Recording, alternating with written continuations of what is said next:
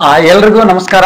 ಮೊದಲನೇದಾಗಿ ಪತ್ರಿಕಾ ದಿನಾಚರಣೆಯ ನನ್ನ ಪತ್ರಿಕಾ ಸಹೋದ್ಯೋಗಿಗಳಿಗೆ, ನನ್ನ ಪತ್ರಿಕಾ ಮಾಧ್ಯಮ ಸ್ನೇಹಿತರಿಗೆ ಪತ್ರಿಕಾ ದಿನಾಚರಣೆಯ ಶುಭಾಶಯಗಳನ್ನ ಕೋರುತ್ತೇನೆ.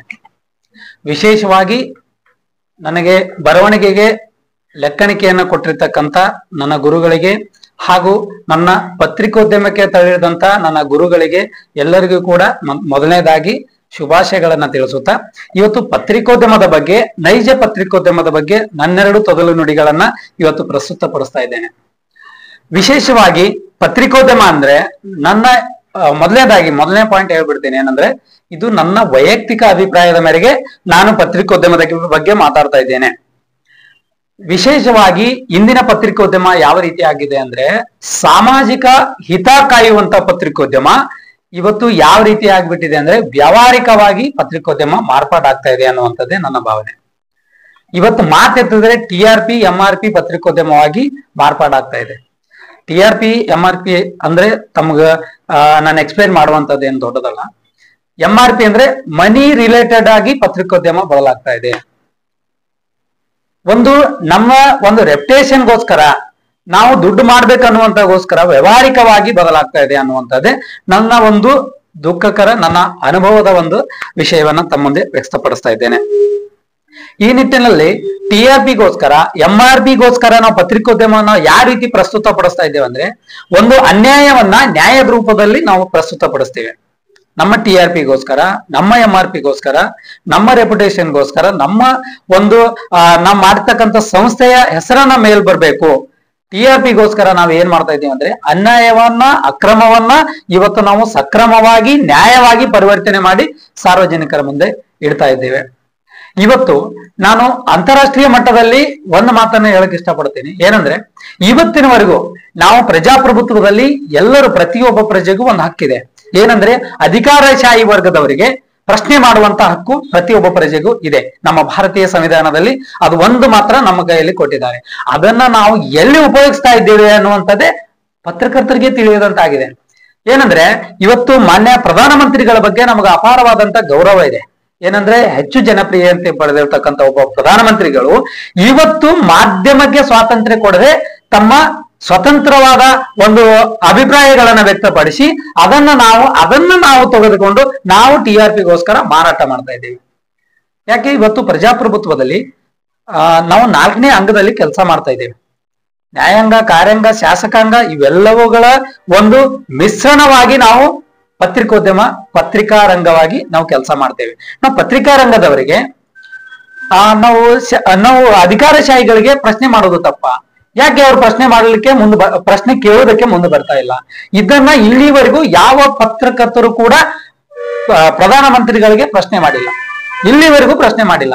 ಅವ್ರು ಹೇಳೋದನ್ನ ನಾವು ಕೇಳ್ಕೋಬೇಕು. ಇದು ಯಾಕೆ ಈ ವಿಷಯನ ಹೇಳ್ತಾ ಇದ್ದೀನಿ ಅಂದ್ರೆ, ನಾವು ಪ್ರಧಾನಮಂತ್ರಿಗಳ ಲೆವೆಲ್ಗೆ ಮಾತಾಡದೆ ಇರ್ಬೋದು, ಆದ್ರೆ ನಾನೊಬ್ಬ ಸಾಮಾನ್ಯ ಪ್ರಜೆಯಾಗಿ, ಸಾಮಾನ್ಯ ಪತ್ರಕರ್ತನಾಗಿ ನಾನು ಒಬ್ಬ ಪ್ರಧಾನಮಂತ್ರಿಗೆ ಕೇಳುವಂತ ಒಂದು ರೈಟ್ಸು ನನಗೂ ಕೂಡ ಇದೆ. ಇವತ್ತು ಇಲ್ಲಿವರೆಗೂ ಕೂಡ ಪ್ರಧಾನಮಂತ್ರಿಗಳಿಗೆ, ನೀವು ಪ್ರಧಾನಮಂತ್ರಿಗಳೇ ಬಂದು ನಮಗೆ, ನಮ್ಮ ಪತ್ರಿಕೋದ್ಯಮಕ್ಕೆ, ನಮ್ಮ ಪ್ರೆಸ್ ಕಾನ್ಫರೆನ್ಸ್ಗೆ ಒಂದು ಉತ್ತರ ಕೊಡಿ ಅಂತೇಳಿ ಯಾವ ಪತ್ರಕರ್ತರು ಕೇಳಿಲ್ಲ. ಬಟ್ ಮಾತೆತ್ತಿದ್ರೆ 70% ಪತ್ರಿಕೋದ್ಯಮ ಆಡಳಿತಶಾಹಿ ವರ್ಗಕ್ಕೆ ನಾವು ಮೀಸಲಾಗ್ಬಿಟ್ಟಿದ್ದೇವೆ. ಅವ್ರ ಪರವಾಗಿ ಮಾತಾಡೋದು, ಅವ್ರು ಮಾಡಿದ್ದೇ ಎಲ್ಲವನ್ನ ಜೈಕಾರ ಹಾಕುವುದು. ಇದು ಎಲ್ಲೋ ಒಂದು ಕಡೆ ಈಗಿನ ಆಧುನಿಕ ಪತ್ರಕರ್ತರು ನೈಜ ಪತ್ರಿಕೋದ್ಯಮ ಬಿತ್ತರಿಸುವಂತ ನಿಟ್ಟಿನಲ್ಲಿ ಕೆಲಸ ಮಾಡುವಂತವರಿಗೆ, ಇನ್ಕ್ಲೂಡಿಂಗ್ ನನಗೂ ಕೂಡ, ನನ್ನನ್ನು ಸೇರಿಸಿ ಇವತ್ತು ಬಹಳಷ್ಟು ನೋವಿನ ಸಂಗತಿಯಾಗಿದೆ ಅದೊಂದು.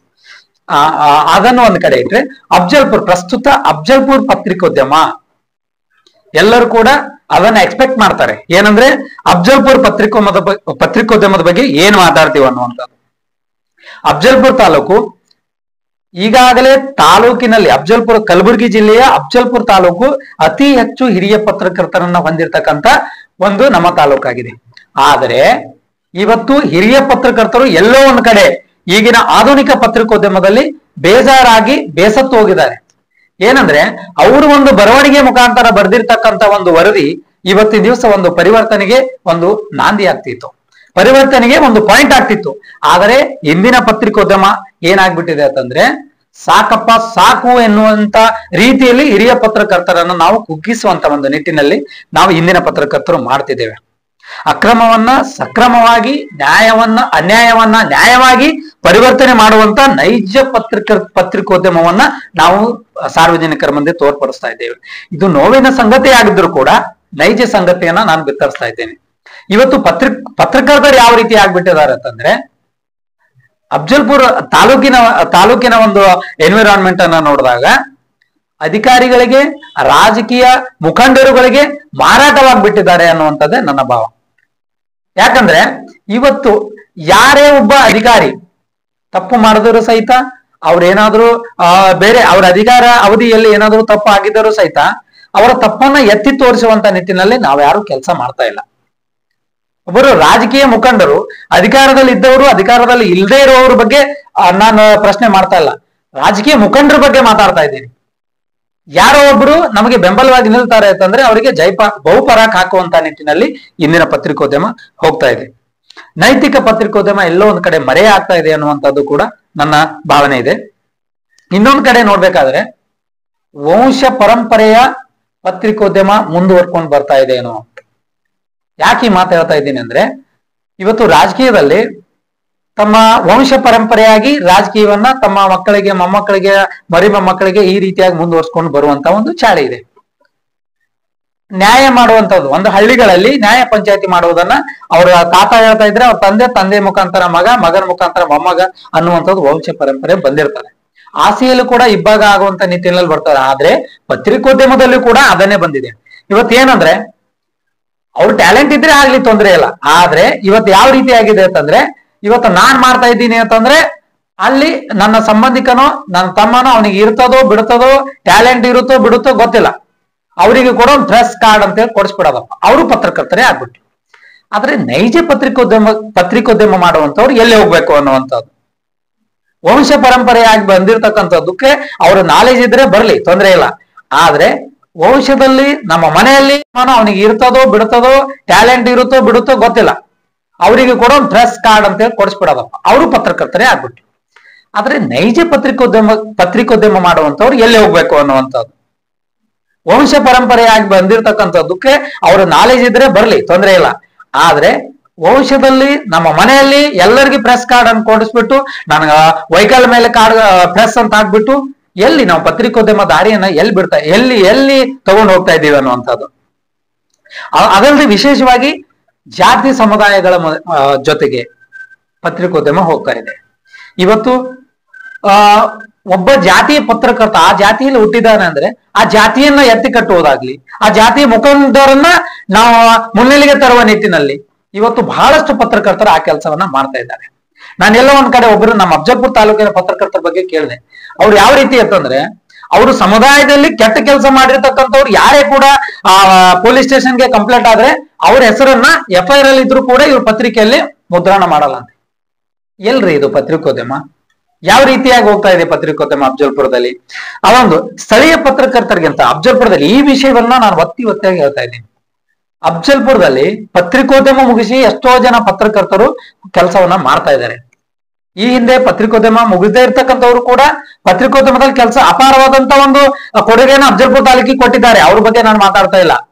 ಆದ್ರೆ ಪತ್ರಿಕೋದ್ಯಮ ಮಾಡ್ಬೇಕಾದ್ರೆ ಒಂದಿಷ್ಟಾದ್ರೂ ಒಂದು ಶೈಕ್ಷಣಿಕ ಒಂದು ಎಲಿಜಿಬಿಲಿಟಿ ಬೇಕಲ್ಲ, ಅದನ್ನು ಕೂಡ ಇಲ್ಲದೆ ಇರೋರು ಇವತ್ತು ದುಡ್ಡಿನಿಂದ ತಮ್ಮ ಯಾರೋ ಸಮುದಾಯದ ಮುಖಂಡರು ನಮಗೆ ಮೇಲೆತ್ತುತ್ತಾರೆ, ನಮಗೆ ದುಡ್ಡು ಕೊಟ್ಟು ಸಪೋರ್ಟ್ ಮಾಡ್ತಾರೆ ಅನ್ನುವಂತ ನಿಟ್ಟಿನಲ್ಲಿ ಇವತ್ತು PUC ಮುಗಿಸಲಾರದವರು ಕೂಡ ಪತ್ರಿಕೋದ್ಯಮಕ್ಕೆ ಬಂದು ಇವತ್ತು ದೊಡ್ಡ ಪತ್ರಕರ್ತರಂತ ಬಿಂಬಿಸ್ಕೊಳ್ತಾ ಇದ್ದಾರೆ. ಆದ್ರೆ ಅವ್ರ ಬಳಿ ಟ್ಯಾಲೆಂಟ್ ಇದೇನೋ ಇಲ್ವೋ ಅನ್ನುವಂಥದ್ ಬಗ್ಗೆ ನನ್ನ ಪ್ರಶ್ನೆ ಇಲ್ಲ.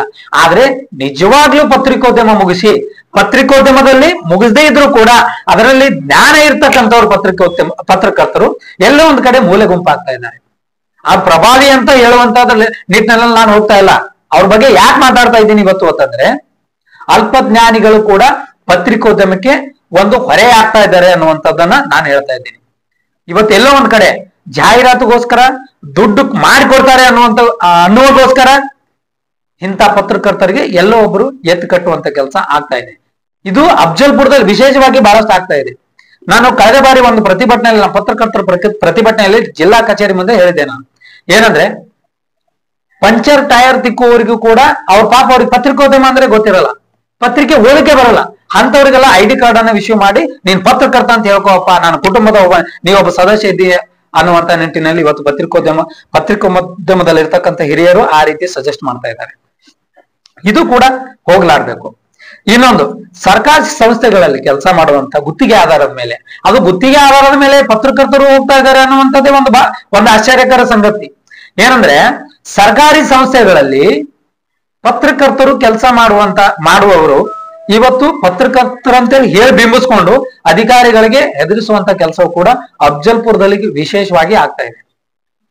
ಅಂತ ಪತ್ರಕರ್ತರನ್ನ ಇವತ್ತು ತಾಲೂಕು ಆಡಳಿತ, ಜಿಲ್ಲಾ ಆಡಳಿತ ಅವರನ್ನ ಮಟ್ಟ ಹಾಕುವಂತ ನಿಟ್ಟಿನಲ್ಲಿ ಕೆಲಸ ಮಾಡಬೇಕು. ಇದು ನನ್ನ ಒಂದು ಮನವಿ ಅಂತ ತಾವು ಸ್ವೀಕಾರ ಮಾಡ್ಬೇಕಂತ ನಾನು ಈ ಮುಖಾಂತರ ಇವತ್ತು ಪತ್ರಿಕೋದ್ಯಮ ದಿನಾಚರಣೆ ಇರುವ ಮುಖಾಂತರ ಪತ್ರಕರ್ತರ ಬಗ್ಗೆ ನಾನು ಹೇಳ್ತಾ ಇದ್ದೀನಿ.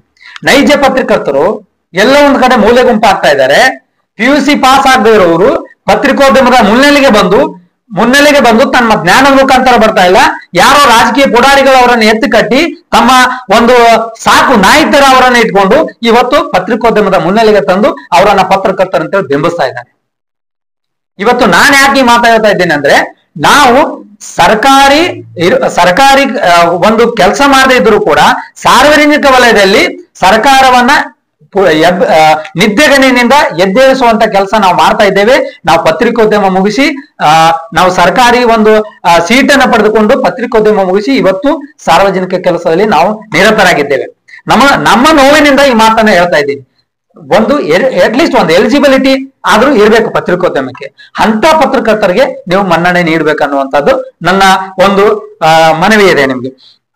ಅದಲ್ಲದೆ ಇವತ್ತು ಏನಾಗ್ತಾ ಇದೆ ಅಂದ್ರೆ, ಶೋಕಿಲಾಲ ಪತ್ರಕರ್ತರು ಬಾರ ಆಗಿದ್ದಾರೆ ಅಫ್ಜಲ್ಪುರ ತಾಲೂಕಿನಲ್ಲಿ.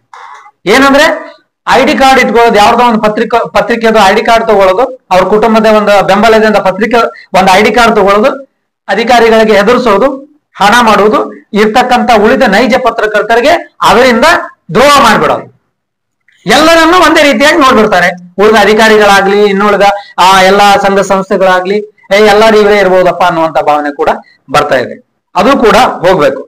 ಇಂಥ ವ್ಯವಸ್ಥೆ ಬದಲಾಗಬೇಕು ಅನ್ನುವಂಥದ್ದೇ ನನ್ನ ಒಂದು ಆಶಯ. ಬದಲಾಗ್ತದೆ. ಕೊನೆಯದಾಗಿ ಒಂದು ಕವನದ ಮುಖಾಂತರ ನಾನು ಮುಗಿಸ್ತೇನೆ. ಒಂದು ಪತ್ರಿಕೆಯಲ್ಲಿ ಯಾರೋ ಒಬ್ಬರು ಹಿರಿಯ ಪತ್ರಕರ್ತರು ಬರೆದಿರ್ತಕ್ಕಂಥ ಸಾಲುಗಳಿದು. ಏನಂದ್ರೆ, ನಾನೊಂದು ಬರೆದ ಕವನ, ಆ ಕವನದಿಂದ ಆಯ್ತು ನನ್ನ ಕುಟುಂಬ, ನನ್ನ ಪತ್ರಿಕೋದ್ಯಮ, ನನ್ನ ಜೀವನದ ಹವನ ಅನ್ನುವಂಥದ್ದು. ಅದಕ್ಕೆ ನಾನು ನೈಜತೆ ಬಿತ್ತರಿಸಿದಾಗ ಅದು ಆ ಒಂದು ಏನು ದುಷ್ಟ ಶಕ್ತಿಗಳು ನಮ್ಮನ್ನ ಎದುರಾದಾಗ ಆ ಎದುರಿಸುವ ಶಕ್ತಿ ಕೂಡ ಪತ್ರಕರ್ತರಲ್ಲಿ ಇರಬೇಕು ಅನ್ನುವಂಥದ್ದೇ ನನ್ನ ಒಂದು ಆಶಯವಾಗಿದೆ. ನನ್ನೆಲ್ಲ ಮಾಧ್ಯಮ ಮಿತ್ರರಿಗೆ, ವಿಶೇಷವಾಗಿ ಯಾರಿಗಾದ್ರೂ ನೋವಾಗಿದ್ರೆ, ನೈಜ ಪತ್ರಕರ್ತರ ಬಗ್ಗೆ ನಾನು ಮಾತಾಡ್ತಾ ಇದ್ದೀನಿ, ಯಾರಿಗಾದ್ರೂ ನೋವಾಗಿದ್ರೆ ನನ್ನ ಕಡೆಯಿಂದ ಕ್ಷಮೆ ಕೋರುತ್ತಾ, ಡುಪ್ಲಿಕೇಟ್ ಪತ್ರಕರ್ತರು ಅಂತೇಳಿ ಯಾರು ಕರಿತಾ ಇದ್ದಾರೋ, ಬಟ್ ಮಾಡ್ತಾ ಇದ್ದಾರೋ ಆ ಪತ್ರಕರ್ತರಿಗೆ ಇದನ್ನ ನಾನು ಚಾಟಿ ಮಾತುಗಳ ಮುಖಾಂತರ ಹೇಳ್ತಾ ಇದ್ದೀನಿ. ನಿಮ್ಮ ಇಷ್ಟು ದಿನಗಳ ಆಟ ಇಲ್ಲಿಗೆ ಕೊನೆಯಾಗ್ಲಿ. 2025 ಪತ್ರಿಕೋದ್ಯಮ ದಿನದಂದು ಕೊನೆಯಾಗ್ಲಿ. ಇನ್ನು ಮುಂದೆ ಆ ಪತ್ರಿಕೋದ್ಯಮಕ್ಕೆ ಕಡಿವಾಣ ಹಾಕ್ತೇವೆ. ಪತ್ರಿಕೋದ್ಯಮ ಮುಗಿಸ್ತಕ್ಕಂಥವ್ರು, ಪತ್ರಿಕಾ ಜ್ಞಾನ ಇರ್ತಕ್ಕಂಥವ್ರು ಇದ್ರ ಮುಖಾಂತರ ನಾವು ಇನ್ನು ಹೊಸ ಹೆಜ್ಜೆಗೆ ನಾವು ಪ್ರಾರಂಭ ಮಾಡ್ತೇವೆ ಅನ್ನುವಂಥದ್ದನ್ನ ಹೇಳ್ತಾ, ಮತ್ತೊಮ್ಮೆ ನನ್ನೆಲ್ಲ ನೈಜ ಪತ್ರಿಕಾ ಮಿತ್ರರಿಗೆ, ಪತ್ರಿಕಾ ಸ್ನೇಹಿತರಿಗೆ ಮತ್ತೊಮ್ಮೆ ಪತ್ರಿಕೋದ್ಯಮದ ಶುಭಾಶಯಗಳನ್ನ ತಿಳಿಸ್ತಾ ಎಲ್ಲರಿಗೆ ಮತ್ತೊಮ್ಮೆ ನಮಸ್ಕಾರ.